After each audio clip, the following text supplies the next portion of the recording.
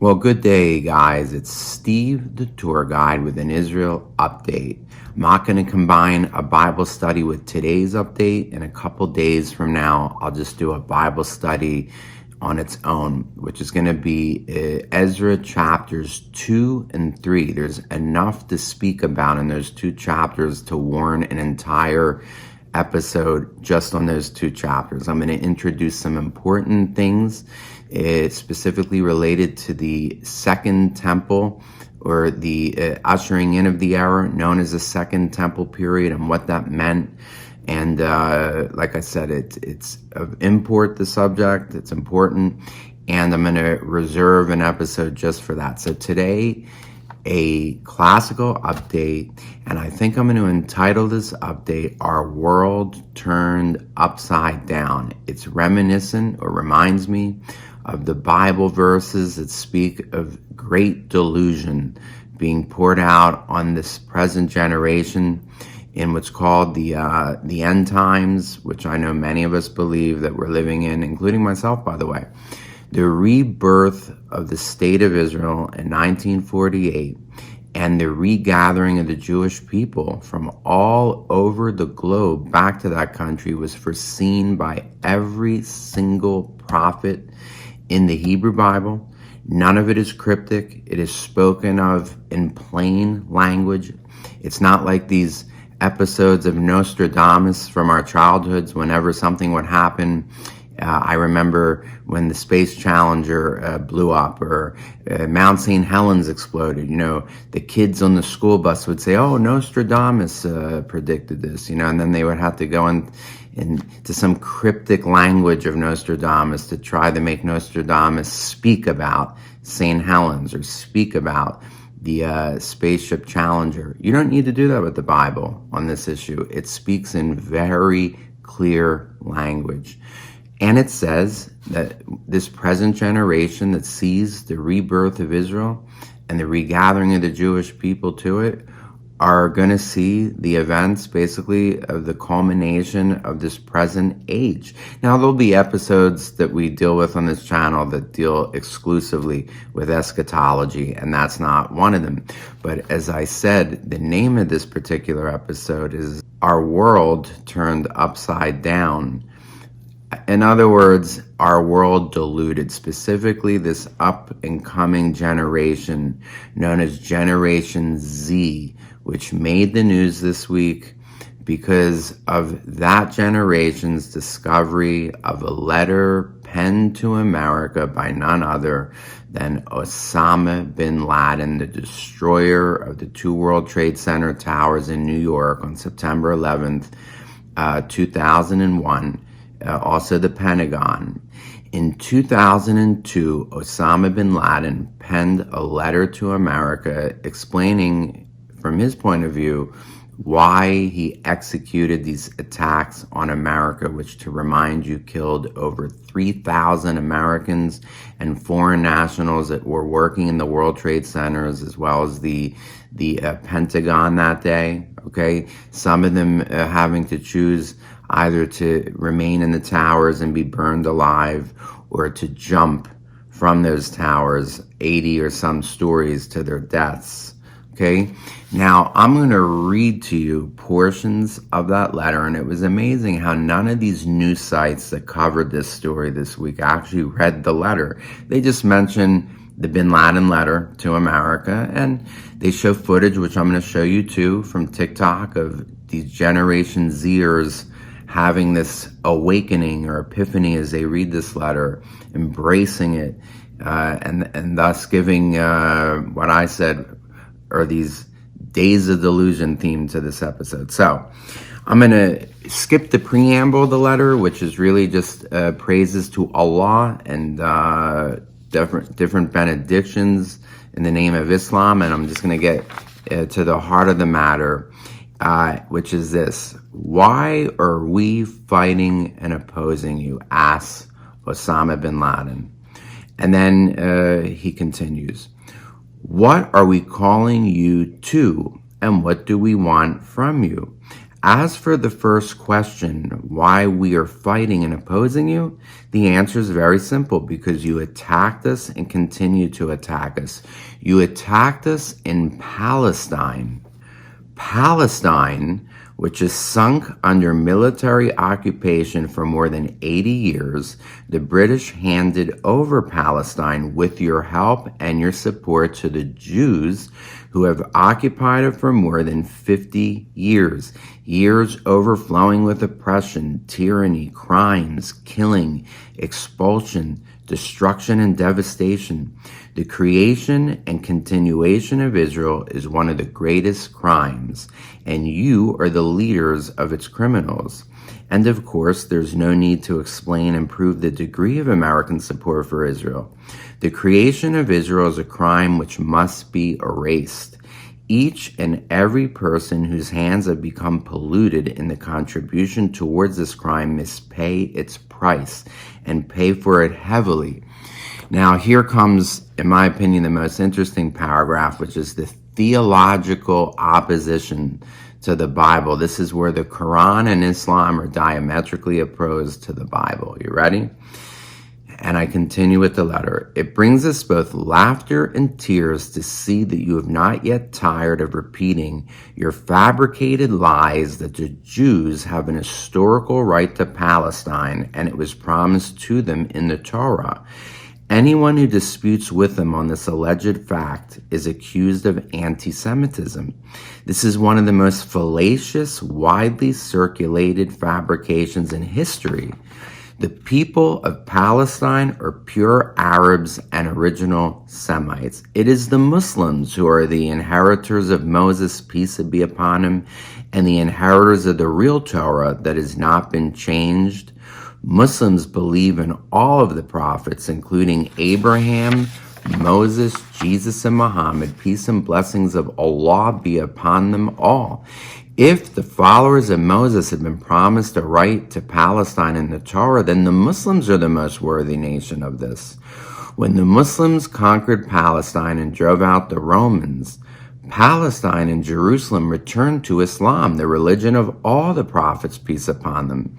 Therefore, the call to a historical right to Palestine cannot be raised against the Islamic Ummah that believes in all the prophets of Allah, peace and blessings be upon them, and we make no distinction between them.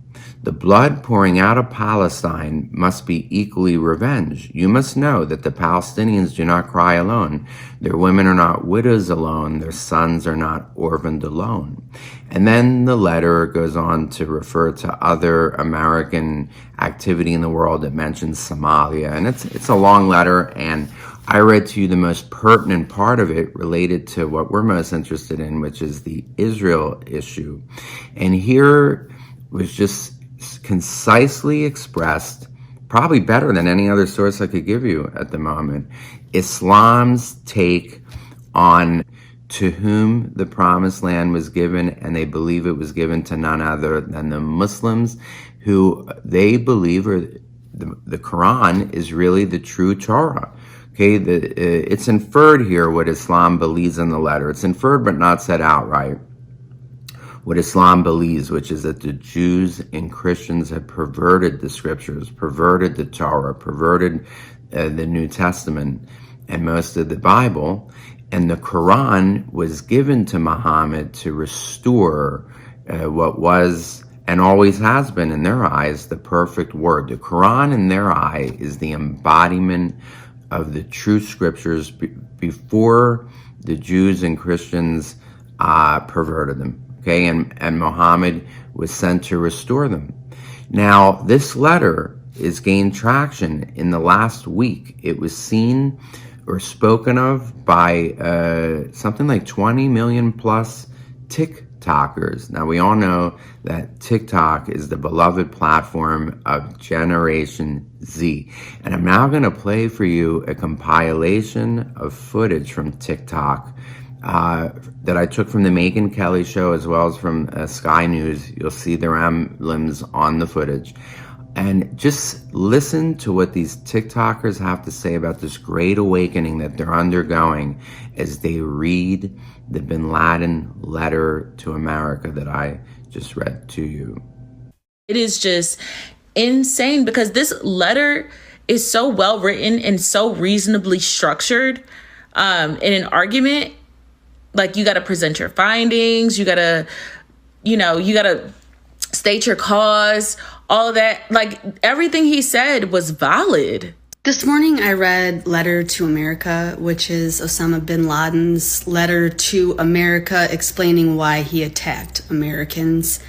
And I am ashamed to say that I not only have never read this letter, but I didn't even know this letter existed. It's wild, and everyone should read it. If you haven't read it yet, read it. I need everyone to stop what they're doing right now and go read. It's literally 2 pages. Go read A Letter to America. And please come back here and just let me know what you think, because I feel like I'm going through like an existential crisis right now, and a lot of people are. So I just need someone else to be feeling this too. I need you to stop what you're doing and go read A Letter to America. It is literally the craziest thing I've read in a while. And while I can't say that I'm that surprised, I am pretty shocked. So go read it and tell me what you think, because I really also need to talk to other people about this. And actually, before you even read the letter, I did want to mention, in reading the letter, I could only think of this tweet that I saw the other day. Under settler colonialism, any kind of resistance is branded as terrorist because the only acceptable violence is violence by the occupier. So this is insane. I just read Osama bin Laden's letter to America, which I will be going through right here, but it's actually so mind to me that terrorism has been sold as this idea to the American people, and honestly just so many Western inhabitants within certain nations. It becomes apparent to me that the actions of 9/11 and those acts committed against the USA and its people were all just the buildup of our government failing other nations. Who deceive you? My voice just wants to leave you. The way this letter is going viral right now is giving me the greatest sense of relief. If you're Muslim and you've lived in the US since 9/11, you know more truth than the typical citizen. Now it's all coming to light because of Palestine. You. My voice just wants to leave you.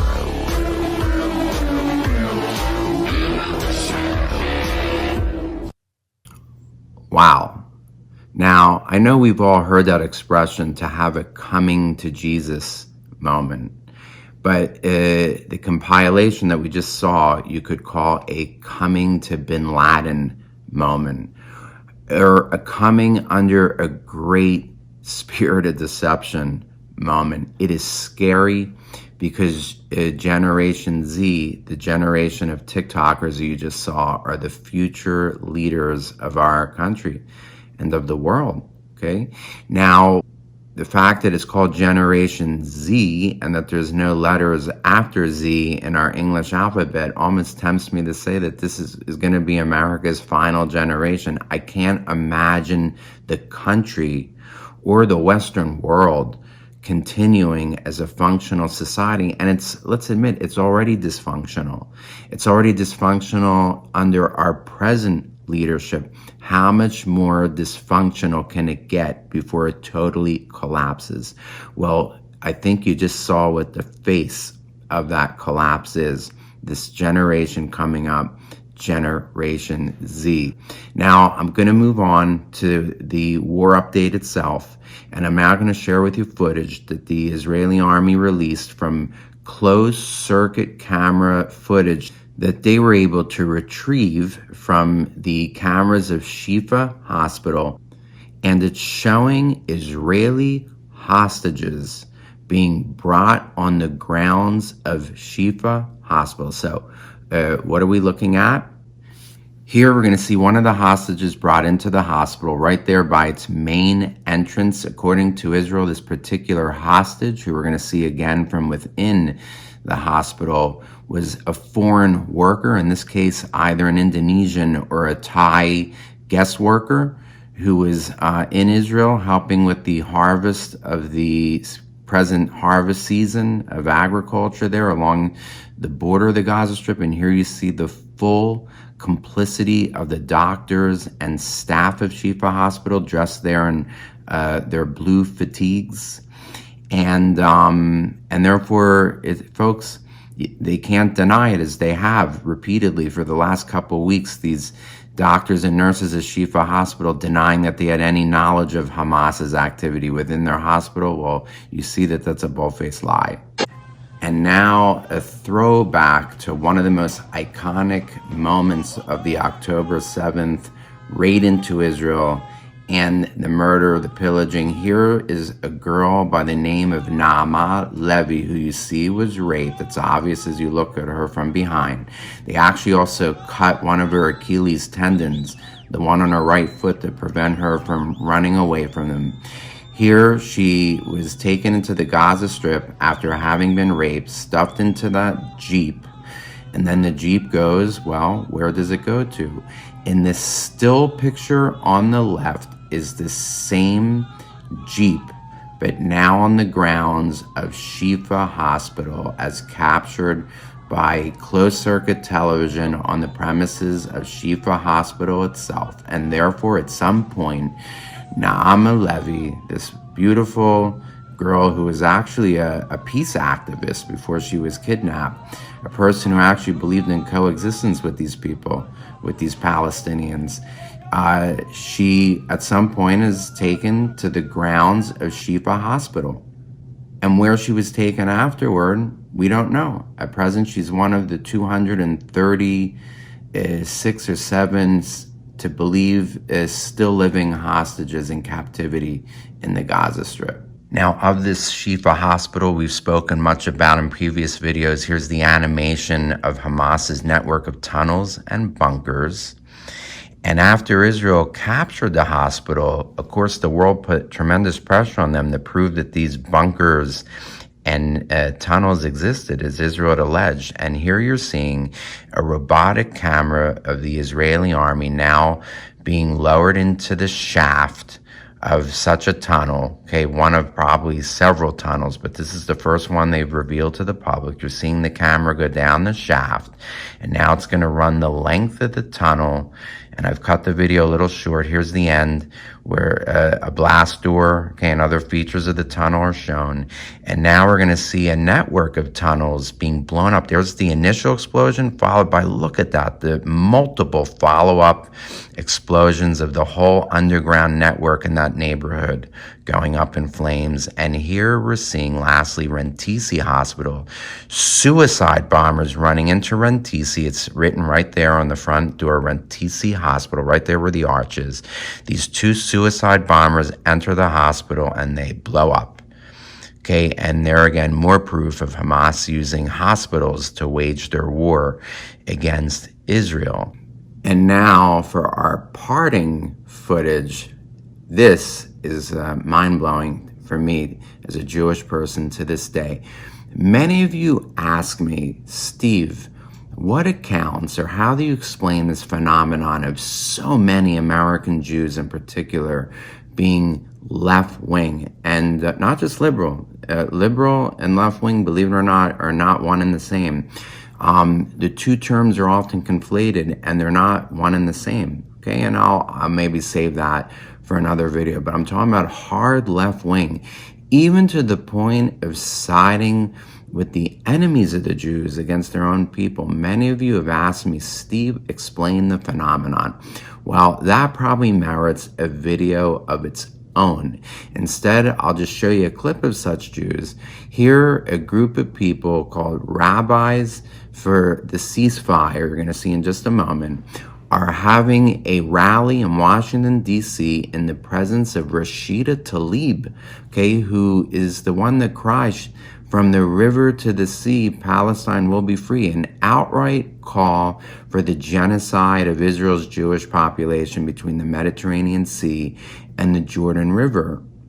Now here, you'll see in just a moment these rabbis for a ceasefire, not only demonstrating for a ceasefire, which in their terminology means a total cessation of the war, not just a temporary ceasefire for some sort of humanity corridor to save civilians, but a total cessation of hostilities against Hamas. And you're going to see here, part of their demonstration is their reading by a female rabbi of the portion of the week. Now, I explained to you a couple episodes ago about Parashot Shavua. This is the cyclical calendar throughout the year in which the Jews every year read through the Torah and the prophets according to a cyclical calendar. And you're going to hear her read from the portion of the week of that week that she was demonstrating. And here's the shocker.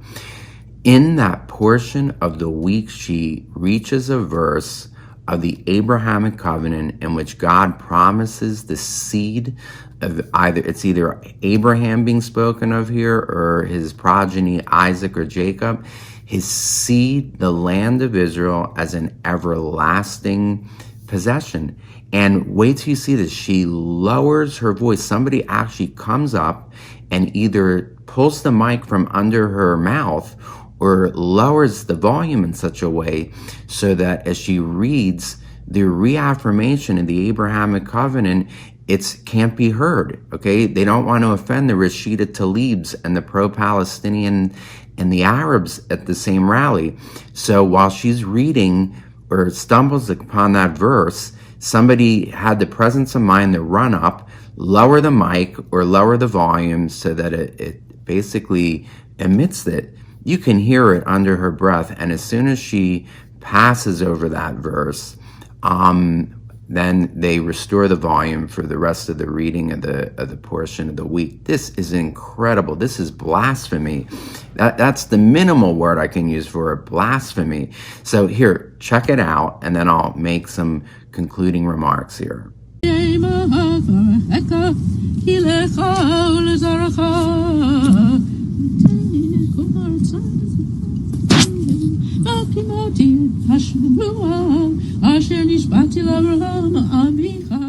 Did you see that, guys? Did you notice how that gentleman removed the mic or lowered it so that she couldn't be heard, citing the verse of that week's portion of the Torah, reaffirming the Abrahamic covenant and the possession of the land of Israel as an everlasting possession given to the Jewish people, because this would offend her crowd as well as the Arab and Rashida Tlaib's bystanders at this demonstration of this group, Rabbis for the Ceasefire.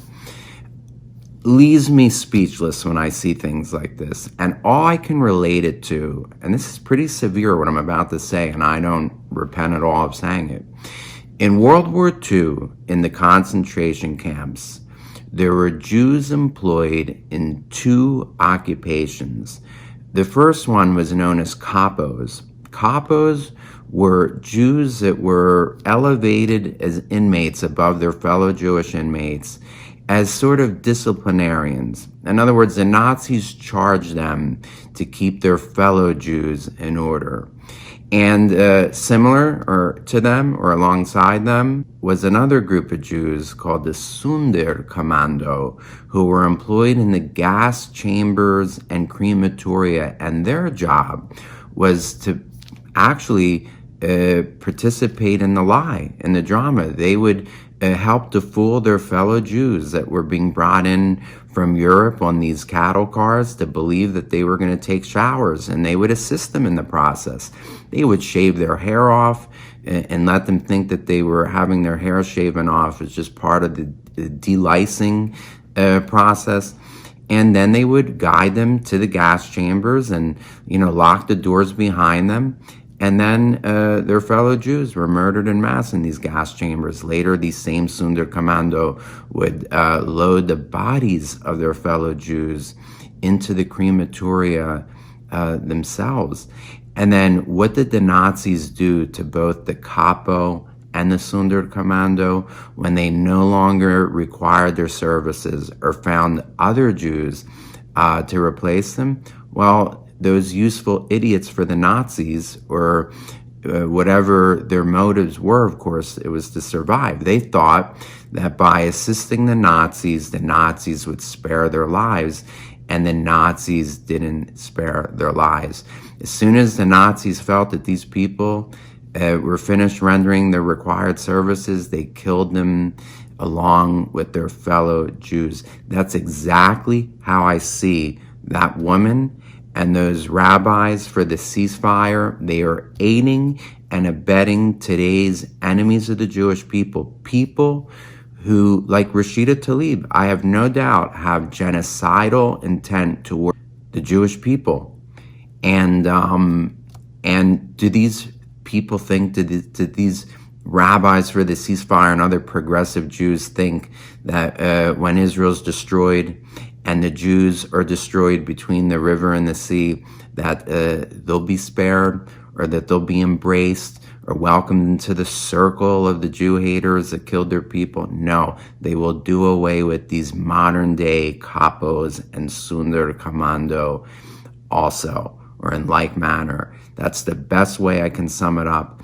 And unfortunately, there's too many of these collaborating Jews that are part of the Jewish people today. And like I said, I'll probably have to dedicate a whole episode to explain the phenomenon. Anyway, folks, that's enough for today's episode. The next episode is going to be exclusively a Bible study of Ezra chapter 2 and 3. And I'll do that in a couple days from now. Until then, you enjoy this week, this lead up to Thanksgiving.